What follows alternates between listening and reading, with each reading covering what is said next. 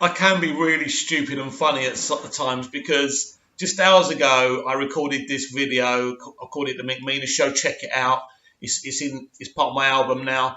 And I was ranting after watching Arrow for 5 minutes, the season premiere of Arrow, how I couldn't watch it and I stopped watching it. Well, after I finished the video, guess what I did? I continued watching it, and after ranting about it, I actually really enjoyed it. I tell you what, one of the best things about this episode, and I suppose not many people will agree with me, is Vinny Jones.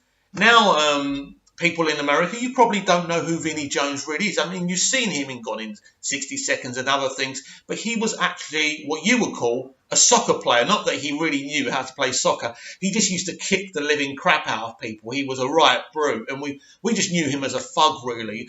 But we found him kind of moderately amusing. He was in this week's Arrow. He plays one of the enforcers in prison who's trying to intimidate Oliver into doing a job for him. I'm sure you know which one I'm talking about. So really enjoyed watching Vinny Jones in this week's Arrow. But actually, as the episode goes on, it gets stronger. And I know I said in the McMeena Show that I didn't actually like the stuff in prison, but the stuff in prison did get stronger and stronger and stronger. And Emily Bett Ricard, who plays Felicity, I really despise Felicity, but I've always said this. It's a shame, really, because she's such a good actor.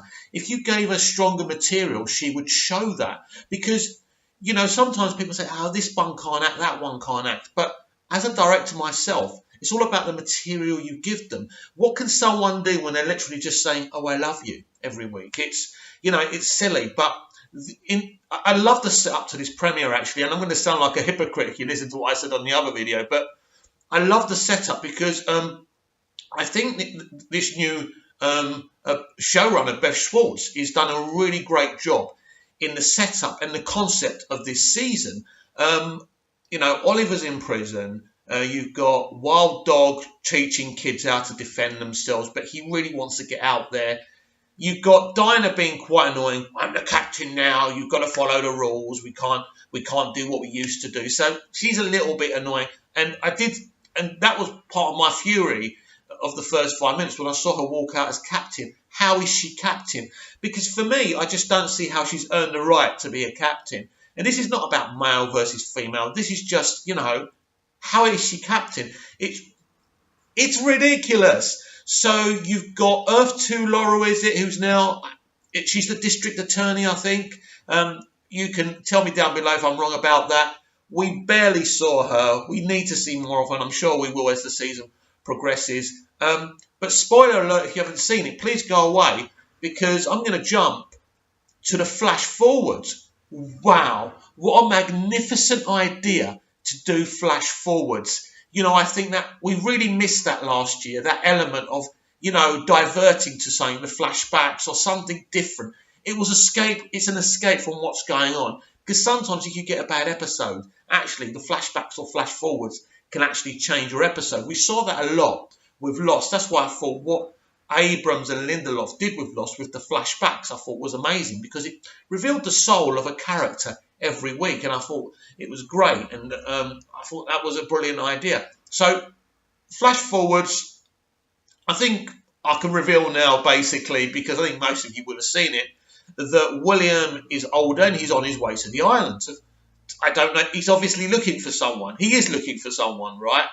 And who does he find on the island? Because we knew this was happening anyway. We knew Roy was going to be a regular this season, but he's not. It doesn't look like he's going to be a regular in the modern time. Maybe he will. Maybe we'll see him in that as well. But we actually see him in the flash forwards. So basically, the setup for this season within the flash forwards is Roy and William on the island. Beth Schwartz, brilliant. I really love that idea. I think that's amazing and really, really exciting. And this is why I was a little bit disappointed with the first 5 minutes, and I kind of stopped watching it for a few minutes, and then I went back to it, obviously, because they hyped it up so much, and I thought, good, at least one Arrowverse show is going to give us some depth and darkness and great story. Dragon was amazing. I think if you don't like Felicity, the opening sequence when he shoots Felicity is like, actually, someone posted a GIF of it on Twitter, and I actually commented, I could watch this all day. I don't hate Felicity. And I certainly have nothing against Emily. I think Emily is wonderful. She makes me laugh. With her tweets and stuff, I think she's lovely, and I think she's really talented. And I just think that at last, and this is what I'm actually really happy that Beth's in charge now, because she's done what I said they should have been doing for the past 6 seasons. Give her something to do. So she was really good. And I loved it when she goes to visit Oliver in the prison. And she goes, sorry, Oliver, we're not hiding anymore. She's going to she's sending off William to boarding school, present day younger William, just so you don't get confused if you haven't seen it. And she's going to fight. And she's back with Diggle. I love Diggle, and I love the actor who plays Diggle, and I forgot his name. Follow him on Twitter as well, but he's a great guy, and his character's been phenomenal from day one. And there's been seasons when he's been so underused, so they can prop up this Olicity thing. But I think last year he was really good, and it looks like this year he's going to be quite prominent. Lila, we don't really see Lila anymore. Did we see her in an episode of The Flash last year? We did, didn't we? I'd love to see her in a spin-off just called Lila. I just come up with it as Diggle mentioned Lila. I've got a few ideas about that, but nobody ever listens to me. I actually had this storyline where I could be in Arrow and play Felicity's brother, and we had this kind of big reveal that actually she's a cyborg, and that's why she's so good on computers and stuff like that. Absolutely nuts. And I've been bugging Guggenheim for ages, but he always ignores my tweets anyway. But do you blame him? Hey, do you blame him at the end of the day? So, anyway, I'm getting distracted because I can hear voices outside because I live with my parents. It's so annoying. But yeah. So I just love the whole setup of all of this, and I think it's going to be a really, really good season. But also, what I like about this, I really love about this, is that you've got the flash forwards, but you've got Oliver in prison. And by the way, Stephen Amell was great in those prison scenes. First 5 minutes I wasn't really feeling it, but as the episode goes on, you really feel that this guy just wants to keep his head down. I mean, when he lets that guy get the shit kicked out of him, you can tell it's breaking his heart, because he's a good man. Even when he was rich and a sport brat, he was still a good man, but he was selfish. But just because you're selfish doesn't mean you're a bad person. It's just a trait. So, in the end, when he actually goes for Vinny Jones and his henchmen, you know that's it. You know, when Felicity says to him, sorry, I'm not hiding anymore, then he thinks to himself, sod this, man. I don't have to help anymore. I don't have to be good anymore. I don't have to behave myself, because, I mean, it's a bit silly, I suppose, in a way, because if he gets out early, he can still be with Felicity. But I suppose in his mind, because he wanted her to be in protective custody, he's just thinking, do you know what? No. I'm just gonna let loose now. I'm just gonna kick the crap out of these guys, and I really, really liked it. So I just think it's a great setup. I think anyone watching who wants to get into serial drama, and this is how you set up a season, and I thought it was really good, and I think there's some really, really good elements. Of course, we've got this new Green Arrow. I nearly forgot all about him. I nearly left this review without talking about this. Who is the Green Arrow? Now, we know in Daredevil Season 3 that Kingpin is going to have this fake Daredevil going around doing things to give Daredevil a bad name.